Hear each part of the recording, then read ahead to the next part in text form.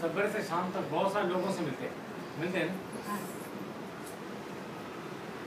तो फ्रेंड से मिलते हैं, काम करने वालों के साथ मिलते हैं, और कभी कभी इस तरीके से इशू से मिल लेते हैं। सही है ना? कभी कभी इशू से मिल लेते हैं। इतने सारे लोगों से मिलते हैं, उसमें इशू भी आ जाता है। ऐसा होना चाहिए?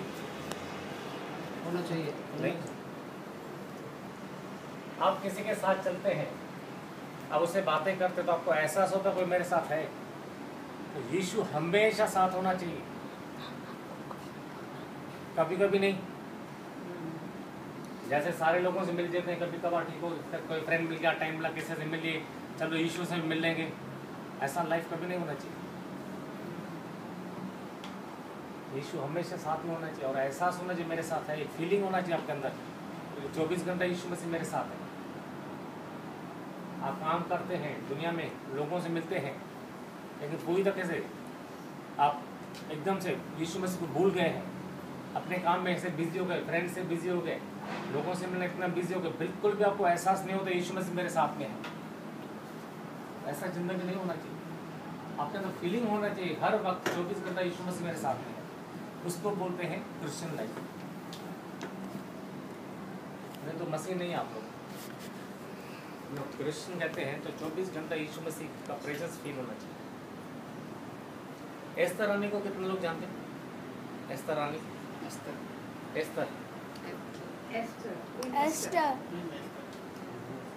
जो क्वीन थी। हाँ, उसको नहीं जानता। वो वहाँ की रानी बनी, गॉड का विल था। वो टाइम पर वो कंट्री में लोगों के ऊपर, ज़्यादातर यहूदियों के ऊपर बहुत तकलीफ था। गॉड का विल से वो वहाँ की रानी बनी, किंग से बात करे और यहूदियों को बचाए। लेकिन जैसे एस्तर का शादी हुआ, इतना ऐशो आराम देख कर, कोई कमी नहीं है, हर एक चीज़ अच्छा है ज़िंदगी में, अच्छा ज़िंदगी चलता, वो भूल गई कि उसको गॉड ने क्यों वो जगह पे रखा। वो जगह पे उसको गॉड ने रखा, गॉड को कुछ मिलता, लेकिन गॉड की बात को भूल गई। दुनिया की बातों में, दुनिया की ब्लेसिंग्स में इतना खुशी में थी, और गॉड का बिल्कुल भूल गई। बाद में उसका अंकल मोर्दकै आके उसको बात करता है, तो खुदा ने तुमको कुछ काम दिया है, तू भूल गई है। अगर खुदा का काम करेगी, यहूदियों को बचाएगी तो अच्छा है। अगर तू यहूदियों को नहीं बचाएगी, गॉड तो अपना काम करेगा। अगर तू सही तरीके से काम नहीं करेगी, तो गॉड किसी न किसी को तो भेजेगा, यहूदियों को बचाएगा, लेकिन गॉड तुमको नहीं छोड़ेगा। जो काम खुदा ने तुमको दिया, तुम सही तरीके से नहीं करेगी, तो खुदा तुमको छोड़ने वाला नहीं। इसी तरीके से हमें भी सोचना है, इस दुनिया में हम लोग हैं, कहीं भी रहते हैं, कुछ भी काम करते हैं, तो गॉड का कुछ पर्पज़ है। तो गॉड की बात को हमें समझना है, और उसके हिसाब से हमें काम करना है। गॉड का बिल पूछना, गॉड क्या चाहते हैं मेरे से। बाइबल में क्या लिखा है? तुमने मुझे नहीं चुना, मैंने तुम्हें चुना है फल लाने के लिए। गॉड ने इतना सारा फ्रूट बनाया, हर एक अंदर बीज होता है, सीड होता है, सीड होने से और फल आता है। इसी तरीके से अगर कोई बिलीवर है तो बिलीवर होना चाहिए। अगर मेरे से कोई बिलीवर नहीं हुआ अभी तक, तो मैं फल देने वाला नहीं हूँ। मेरे वजह से लोग जीसस को जानना चाहिए, गॉड में आना चाहिए। अगर गॉड में लोग नहीं आ रहे हैं, तो मैं बिलीवर की लिस्ट में नहीं हूँ। और क्लियर कहता है जॉन 50 में, जो पेड़ अच्छा फल नहीं देता उसको काट डालता है परमेश्वर। फल हमेशा होना चाहिए। हमें गॉस्पेल शेयर करना है लोगों को, गॉड के बारे में बताना है। हमारे वजह से लोग गॉड के पास आते हैं। अगर मेरी वजह से कोई भी गॉड के पास नहीं आ रहा है, तो मैं गॉड के काम का नहीं हूँ।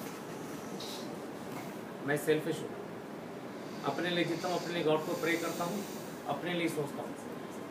और ऐसे लोगों के लिए लिखा हुआ है, वो गॉड के पास नहीं जाएंगे, गॉड की बातों को समझते हैं। लेकिन बाइबल गवाह है, जो कोई भी गॉड के पास है, कोई खाली वापस नहीं गया। जो कोई भी गॉड के पास है, कोई भी खाली वापस नहीं गया। कैसे भी तरीके का इंसान के लोग गॉड के पास आया, खाली नहीं गया। नामान कोड़ी को कितने लोग जानते हैं? नामान कोड़ी, हाँ जानते? बाइबल जिसके पास है खोलेंगे। Luke chapter 4 verse 27.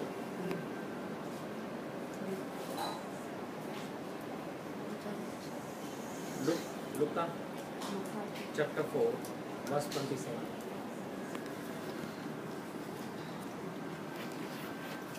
और इलीशा भविष्यवक्ता के समय Luke chapter 4 verse 27.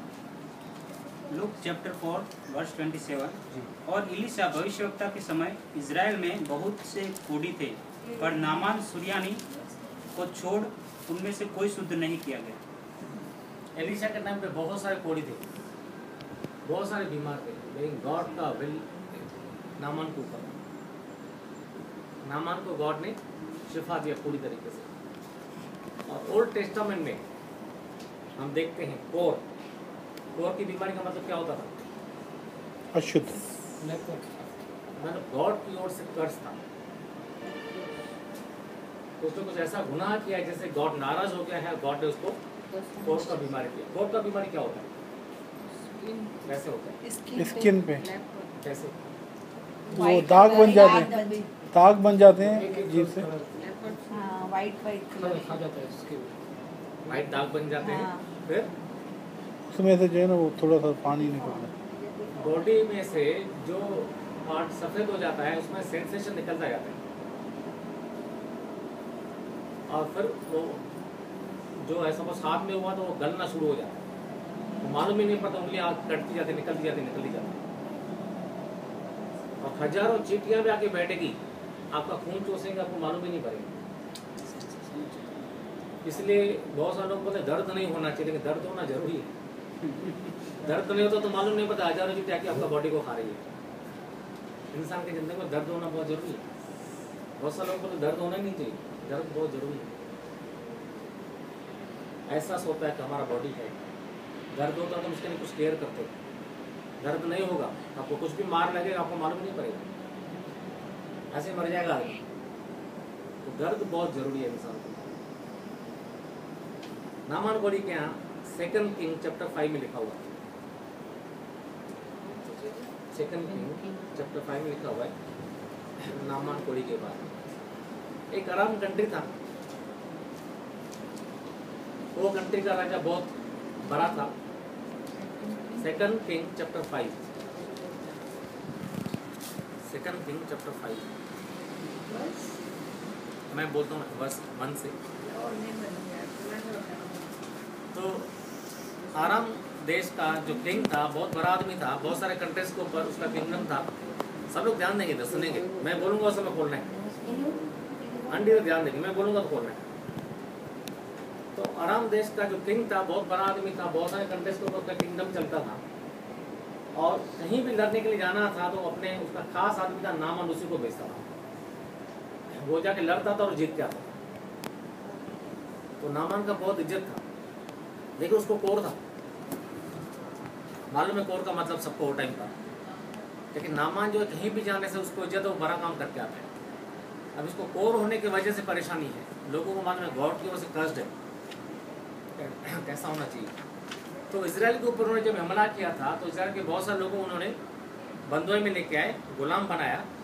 तो एक छोटी सी लड़की नामान कोढ़ी के घर में काम करती थी। छोटी सी लड़की जो थी उसको ज़्यादा मालूम नहीं था, लेकिन जितना मालूम था उसने काम किया। नामान कोढ़ी की वाइफ का क्या बोलती है, अगर हमारा स्वामी मतलब नामान हमारे देश में होता था तो कितना अच्छा होता था। उसका वाइफ पूछती क्यों, बोलती है वहाँ पे कोई है परमेश्वर का दास, खुदा का खादिम है, अगर उसके लिए प्रे करता तो गारंटी से ठीक हो जाएगा। जितना मालूम था उसने वहाँ पे बोला, और वो वर्ड जो थोड़े से वर्ड वो बच्ची ने कहे, वो वर्ड्स ने काम किया, वो वर्ड्स ने काम किया। इसी तरीके से हम में से बहुत बार हम बोलते हैं मैं यीशु मसीह के बारे में इतना जानकारी नहीं है, हम लोग गॉस्पेल शेयर नहीं कर सकते हैं, लोगों को गॉड के बारे में नहीं बता सकते हैं, मुझे जानकारी नहीं है। लेकिन एक ही बात मैं बोलूँगा, जितना जानकारी गॉड को बताओ, लोगों को बताओ गॉड के बारे में, चुप करके मत बैठो। एटलीस्ट आप लोगों को यीशु का नाम मालूम है, लोगों को यीशु मसीह के बारे में बताओ। यीशु मसीह से छुटकारा होता है, यीशु मसीह में निजात है, जितना जानकारी आप लोगों को बताओ। Praise God.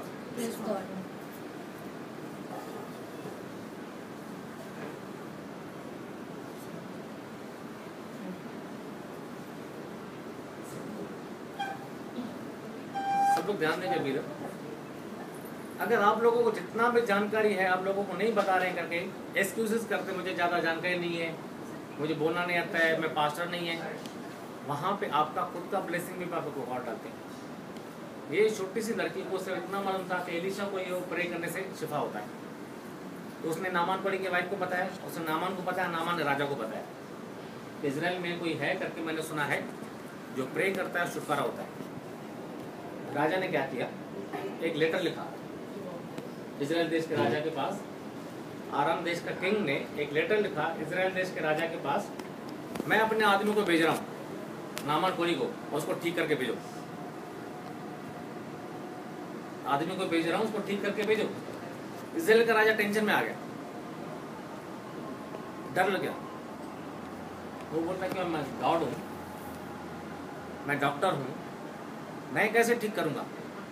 वो बोलता मैं बीमार को भेज ठीक करके भेजो, बहुत बड़ा हुक्म चला रहा है। वो झगड़ा करने की कोशिश कर रहा है, लड़ने की कोशिश कर रहा है, हमको दबाने की कोशिश कर रहा है। इजराइल देश का राजा जो डर गया, डर के क्या करना उसको समझ में नहीं आता है। वो टाइम में जब भी बहुत बड़ा दुख होता था, परेशानी होता था, वहाँ के जो आदमी लोग होते थे अपने कपड़े फाड़ते थे। राजा ने क्या किया, अपने कपड़े फाड़ दिए, जबकि राजा को बिल्कुल भी ऐसा नहीं करना है क्योंकि वो राजा है। राजा ने कपड़े फाड़े। जब एलिशा को मालूम पड़ा हमारा राजा ने ऐसा गलत काम किया, उसने अपने कपड़े तक फाड़ दिए, मतलब अपने एकदम से हार मान लिया है, तो एलिशा ने उसके पास संदेश भेजा, क्यों अपने कपड़े फाड़े, नामान को यार मेरे पास भेजो, मैं उसको देख लूंगा। आगे बढ़ेंगे वर्स 10 से, 2 king chapter 5 verse 10। 2 king chapter 5 verse 10। सबको समझ में आएगा? आपको समझ में आएगा? नहीं, सिस्टर ठहरेंगे, उर्दू में पढ़ेंगे, हिंदी में हाँ। इधर पढ़ रहे हैं, सुनेंगे 10 से, सूर्या बेटा शाम, 10 से। हाँ 10 से पढ़ना शुरू किया, मैं बोलूँ तब एलिशा ने एक दूत से उसके पास यह कहला भेजा कि तू जाकर यर्दन में 7 बार डुबकी मार, तब तेरा शरीर जो का त्यों हो जाएगा और तू शुद्ध होगा। परंतु नामान क्रोधित हो यह कहता हुआ चला गया कि मैंने तो सोचा था कि अवश्य वह मेरे पास बाहर आएगा और खड़ा होकर अपने परमेश्वर यहोवा से प्रार्थना करके कोढ़ के स्थान पर अपना हाथ फेरकर कोढ़ को दूर करेगा। क्या दमिश्क की अबाना और परपर नदियाँ इजराइल के सब जलाशयों से उत्तम नहीं है? क्या मैं उनमें स्नान करके शुद्ध नहीं हो सकता हूँ? इसलिए वह जल जलाहट से भरा हुआ लौटकर चला गया। तब उसके सेवक पास आकर कहने लगे, हे हमारे पिता, यदि भविष्यवक्ता तुझे कोई भारी काम करने की आज्ञा देता तो क्या तू उसे न करता? फिर जब वह कहता है कि स्नान करके शुद्ध हो जा, तो कितना अधिक उसे मानना चाहिए। तब उसने परमेश्वर के भक्त के वचन के अनुसार यर्दन को जाकर उसमें 7 बार डुबकी मारी और उसका शरीर छोटे लड़के का सा हो गया प्रेज़ गॉड। और वह शुद्ध हो गया। हमें ये एलिशा के पास आया है और एलिशा क्या कहता है इसको, जाके 7 बार कहाँ पर, यर्दन नदी, यर्दन नदी में। अब वो टाइम पे यर्दन नदी बहुत गंदी थी, गंदगी से भरा हुआ था। एलिशा क्या बोला, 7 बार जाकर डुबकी मार। ये बोलता है मैं इतना बड़ा आदमी है, ये अंदर रूम से बाहर भी नहीं आ रहा है, मुझे इज्जत भी नहीं कर रहा है, अंदर से हुक्म निकाल रहा है कि जाकर डुबकी मारो गंदी नदी में। कैसा आदमी है, मेरी इज्जत भी नहीं करता है, मैं इतना बड़ा आदमी है। उसको गुस्सा आता है, झुंझला जाता है कि हमारे देश में अच्छी नदियाँ नहीं, कि मैं वहाँ जाकर नहीं नहा सकता हूँ, नदी में नहाना तो मैं अपने घंटे में नहा सकता हूँ, इधर क्यों आया मैं इधर। गुस्से से भर के वहाँ से जाने की कोशिश कर रहा है। उसका आदमी क्या बोलता है, तू बड़ा आदमी है, बड़े बड़े काम करता है, तुमको अगर कुछ बड़ा काम बोलता तो करता था, छोटा काम तो उसने कितना छोटा काम तुमको बोला, क्या नहीं करना चाहिए। वहाँ पे लिखा वो गया, उसमें यर्दन नदी में जॉर्डन रिवर के यहाँ गया, 7 बार डुबकी मारो, क्या हो गया उसका बदन, छोटे बच्चे छोटे बच्चे का सा हो गया। प्रेज़ गॉड, 7 बार डुबकी मारा और